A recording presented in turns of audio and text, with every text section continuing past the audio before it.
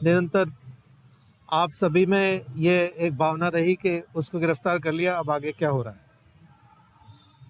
जो हमारे अनुसंधान अधिकारी हैं वो इसमें सघन प्रयास करते रहे और उन्हीं प्रयासों का ये प्रतिफल है कि हम 2 और अभियुक्तगण को गिरफ्तार करने में कामयाब हुए हैं और उनके नाम हैं राम कृपाल मीना और उदाराम बिश्नोई। इन दोनों का रोल इस प्रकार है कि राम कृपाल मीना ये एक त्रिवेणी नगर में शिक्षण संस्थान चलाता है और इसको जो जिला कोऑर्डिनेटर थे रीट एग्ज़ाम के लिए, उन्होंने इनको अपना कार्य करने के लिए एम्प्लॉय किया था। शिक्षा संकुल में ये वहाँ पे कार्य उनके साथ कर रहे थे और जो पेपर्स जो आए थे जब रीट के, तो उन्हीं पेपर्स में से एक लिफाफा खोल के राम कृपाल मीना ने एक प्रश्न पत्र उसमें से चुरा लिया, लिफाफे को वापस बंद करके वहाँ पे जमा कर दिया। ये सारी कार्रवाई उनके द्वारा 24 सितंबर को की गई शाम 8 बजे। 25 सितंबर को प्रातः इन्होंने यह पेपर उदाराम बिश्नोई को दे दिया। इसके एवज में एक निश्चित धनराशि उसका सौदा हुआ। उस धनराशि जो निश्चित की गई थी उसी के एवज में इनको अब तक 1 करोड़ और 22 लाख रुपए प्राप्त हो चुके हैं, जो अभी तक की हमारी जो अनुसंधान है उससे ये प्रकट हुआ है।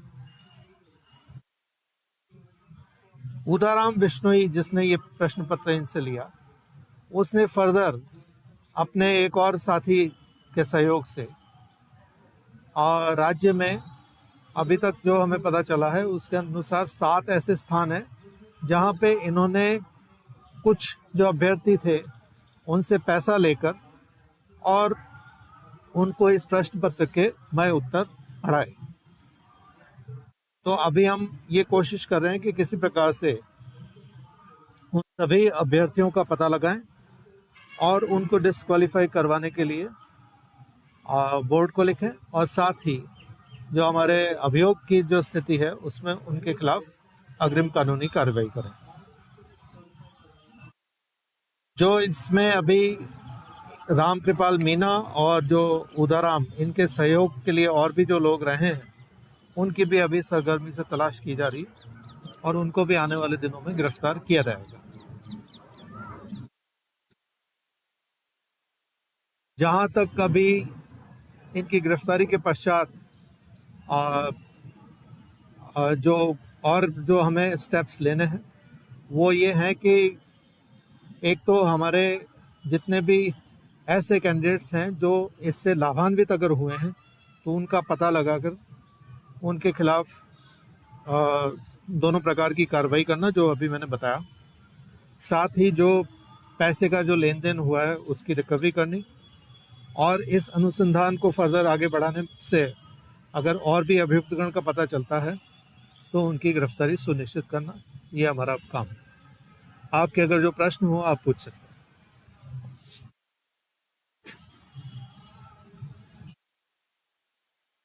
का बैकग्राउंड किस तरह का है और राशि क्या प्राप्त कर चुके हैं ये कि आपने बताई, तो ये राशि ले चुके हैं? जो आपने बताया राम कृपाल मीना के लिए, तो राम कृपाल मीना यहाँ पे एक शिक्षण संस्थान चलाता है। उसने अपने शिक्षण संस्थान में पूर्व में भी कई ऐसे एग्ज़ाम्स कंडक्ट कराए हैं और हमारी जो अब तक जानकारी है उसके मुताबिक ऐसा प्रतीत होता है कि वो ऐसे कार्य में काफ़ी लंबे समय से लिप्त रहा है और उदाराम बिश्नोई उसका क्रिमिनल रिकॉर्ड है और इसी प्रकार के जो एग्ज़ाम है उसमें पूर्व में भी उसके खिलाफ कानूनी कार्रवाई की जा चुकी है।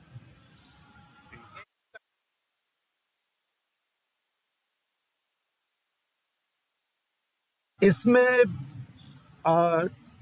सबसे पहले तो एक है आपराधिक, जो आपके कौन कौन लोग संलिप्त हैं। तो अभी तक जो अनुसंधान में आया है, तो जो मैं फर्स्ट स्टेज पे बता रहा हूँ कि किसने प्रश्न पत्र सबसे पहले लीक किया, तो वो राम कृपाल है। उसके बाद उदाराम है। उदाराम ने फर्दर अपने एक साथी के साथ मिलकर भजन लाल को दिया, और जिन जिन लोगों को उपलब्ध कराया, तो उनका अभी हम वो जो इतने भी अब डाउन द लाइन जितने भी लोग हैं, उनको अभी आने वाले दिनों में अरेस्ट करें। अब तक के लिए कितने अरेस्ट हो चुके हैं? 35 35 अरेस्ट हो चुके हैं अभी सो फार। अभी जो लेटेस्ट अपडेट है, तो 2 लोग जो गिरफ्तार किए गए हैं, इसमें जो एक ऑर्गेनाइज उसको बताया गया है, सिस्टमेटिक लोगों को शामिल होने के इल्जाम भी लगा रहे हैं कि जो नेता हैं, जैसे बीजेपी के सांसद हैं राज्यसभा के चिरौड़ी लाल मीणा, उनके आरोप और कितने सही है, और आपकी इन्वेस्टिगेशन में इन चीज़ों को लेकर क्या करना है? वो मुझसे अभी कुछ दिन पहले की बात है। वो यहाँ पे जहाँ पे हम बैठे हैं, यहाँ पे ही उन्होंने धरना भी दिया था और मुझसे कार्यालय में भी मिले थे। तो उन्होंने कुछ अनुसंधानिक बिंदु बताए थे। तो उनसे उस दिन भी मैंने यही कहा था। मैंने कहा कि वो उनका फरमाना था कि आप जल्दी गिरफ्तार करें। तो मैंने कहा गिरफ्तारी में हमारे अधिकारी लगे हुए हैं, और हो सकता है कि तत्क्षण हो जाए, और हो सकता है कि उसमें कुछ समय लगे। और ये भाग्य की बात है कि वो अगले दिन ही हमने भजन लाल को गिरफ्तार कर लिया। तो उन इन्वेस्टिगेशन में पेपर लीक जानकारी सामने आई, जी पेपर लीक हुआ है इन्वेस्टिगेशन। हाँ, अब आपका जो ये है, तो इसमें मुझे ये कहना है कि अभी तक भी जो हमने 35 जो गिरफ्तार किए, उसमें भी जो लाभान्वित रहे, उनको भी हमने अरेस्ट किया है। तो इस अभी जो एज ऑन डेट, अगर आज की स्थिति की बात करें, तो अभी भी मैं ये कहूँगा कि जो जो लाभान्वित हुए हैं, हम उनको तो अरेस्ट करेंगे और उनको क्वालिफाई भी कराएंगे, ताकि जो एक्चुअल जो सही कैंडिडेट हैं, उनके हितों की हम रक्षा कर सकें। पेपर लीक होने के बाद बड़ी मात्रा में सर्कुलेट हुआ है, तो एसओजी अभी तक कितना मानती है, कितने लोगों के पास ये पहुंचा है, या आगे आपको लगता है कि कहीं और लोगों के पास गया लेकिन अभी तक वो पकड़ में नहीं आए? ये जैसा जो इसमें अगर इसकी इकोनॉमिक्स की बात करें, जो इनके एक निश्चित राशि थी और उसके अनुसार जो सौदा हुआ है, तो उसके अनुसार मुझे नहीं लगता है कि ये कोई बृहद स्तर पे इसको लीक किया गया हो, क्योंकि जिनसे अगर इनको पैसा लेना है, ये उन्हीं को बताएंगे। तो इस आधार पे मैं अभी निश्चित संख्या तो नहीं बता सकता, लेकिन मैं उस संख्या तक भी पहुंचने की कोशिश कर रहा हूं कि हम ये सुनिश्चित कर लें कि ये पेपर कितने लोगों तक पहुंच पाया। अभी तक लोगों के पास पहुंचा है, क्या आप मानते हैं कि उनके परिवारवाद में भी कहीं कहीं ये पेपर पहुंचा होगा, जिनके पास इसने खरीदा है, क्या उनके अपने परिवार वालों को भी सर्कुलेट किया होगा? जो आप कह रहे हो वो बिल्कुल उसको ये मतलब हमारे जो इंटरनल डिस्कशन में ये बिंदु रहा है, और उस पर हम काम भी कर रहे हैं।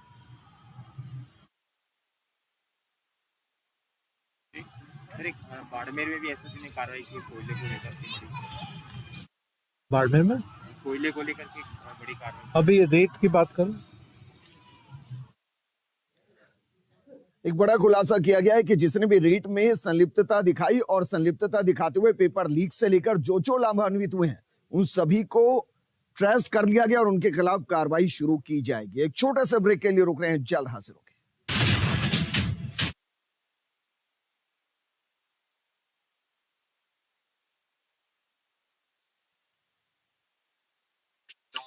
ए छोरा, मने भी तो दे, ऑडियो भी बता कि टिकली खावा से क्यों रोवे? तू किधर खाए, थारा तो दांत भी नहीं है। अरे बुद्धू, टिकली खावा में दांत की जरूरत